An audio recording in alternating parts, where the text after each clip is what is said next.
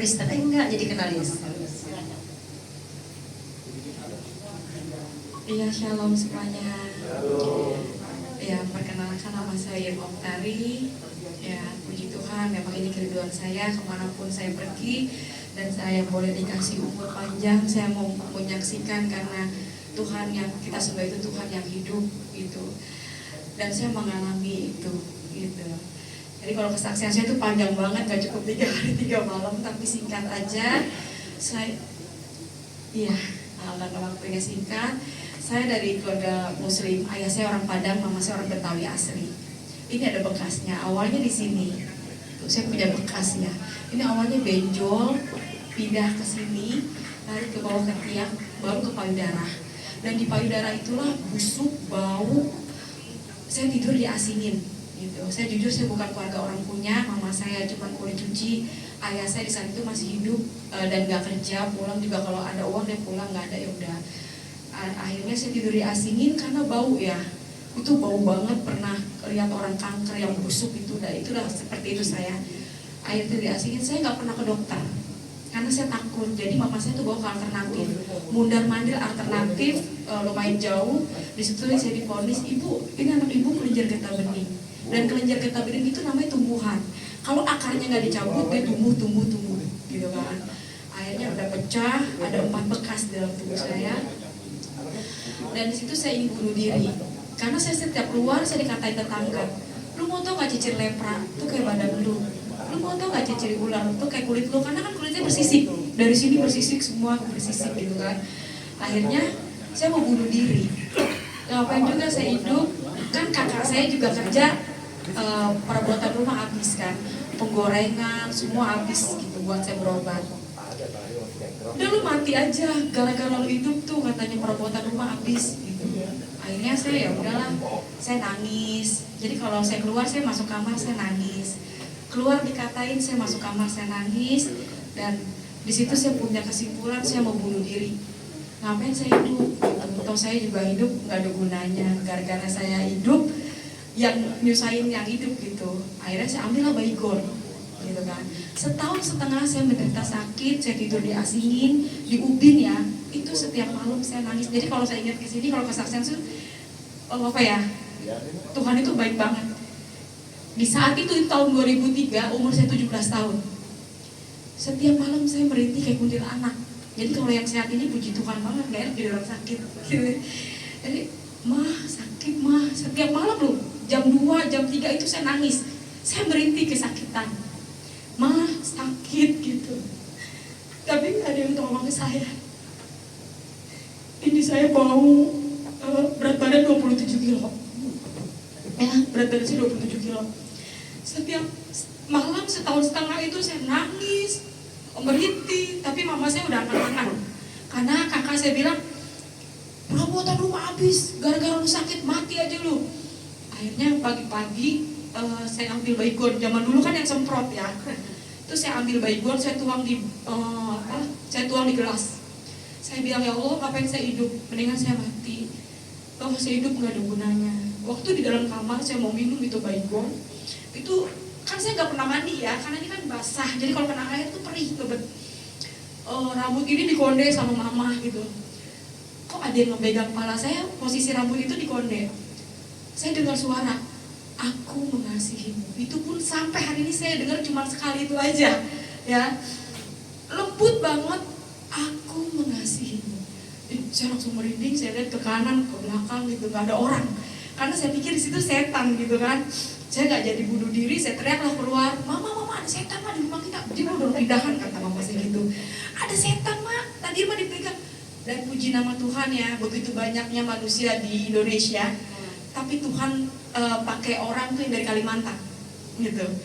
Jadi waktu saya keluar, dia ada pindahan. Emang orang mana main pindah? Karena samping rumah saya itu rumah angker ya.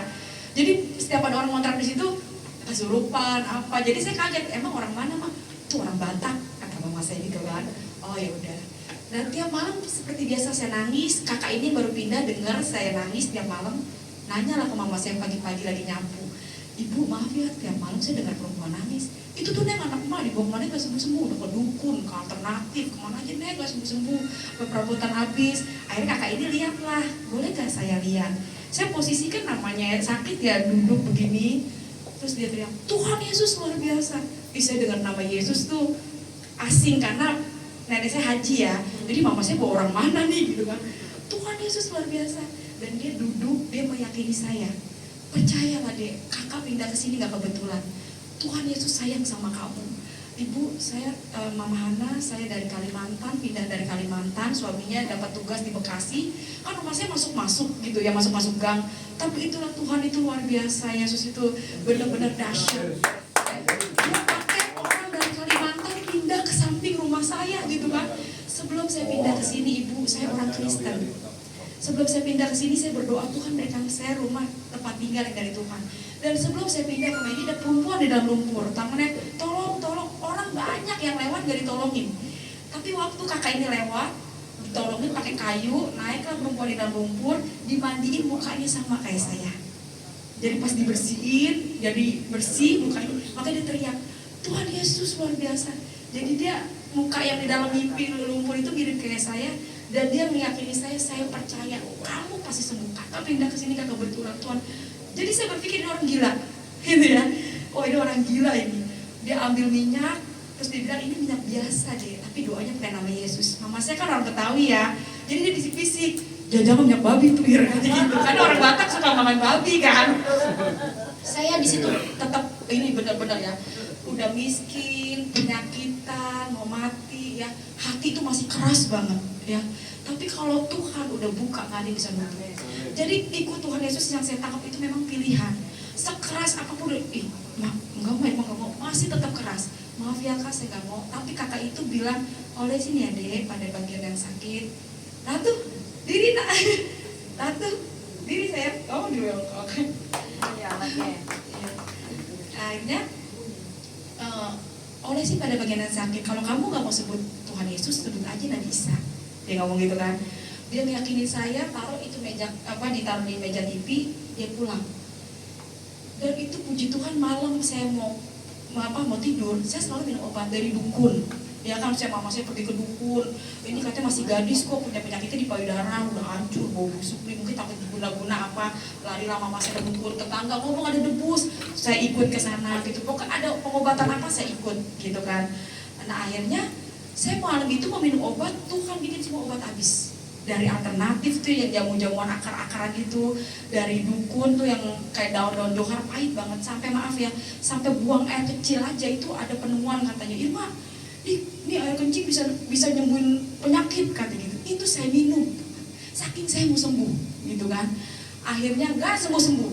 Nah kakak inilah saya ingat, oleh sini ya deh pada bagian yang sakit saya ambil itu minyak, saya nggak sebut Tuhan Yesus. Malam itu saya nggak sebut Tuhan Yesus. Iya, saya pikir, oh ya nabi gue 25 nabi kan nabi aku. Saya bilang Nabi Isa, sembuhkan saya Nabi Isa gitu kan. Dan malam itu saya percaya namanya alam roh itu ada. Jadi waktu saya olesin minyak, saya tidur kayak diselimutin. Setahun setengah saya menderita kedinginan. Selalu saya nangis, ma dingin ma. Dingin, gimana sih tidur di ubin kan punggung tuh kayak ketusuk-tusuk ya. Saya tuh pengen tidur di tempat tidur, tapi keluarga saya ngasihin saya karena bau. Saya sadar diri, oh iya ya saya cium aja tuh bau banget gitu. Mama saya mau ngasih makan saya aja, nah maaf tutup hidung gitu kan, ya udah. Dan puji nama Tuhan, luar biasa Tuhan itu. Saya pakai, saya tidur kayak orang diselimutin. Pagi-pagi kakak saya bilang saya mati, karena tidur pules banget habis pakai minyak itu. Ma Irma mati kata gitu kan, Ma Irma mati. Oh mama saya bangunin. Saya langsung ambil minyak, saya langsung kesaksian, wah ini minyak ajaib mah. Tadi Irma malam tidur kayak udah diselimutin ke kanan, ke kiri, itu nggak ada rasa sakit, kayaknya enak banget abis pakai minyak itu kan. Itu minyak babi kali nih, babi mau tikus mancing udah nggak peduli mak, saya bilang gitu. Udah nggak peduli, tadinya saya masih keras kan, ini minyak babi, jadi saya takut.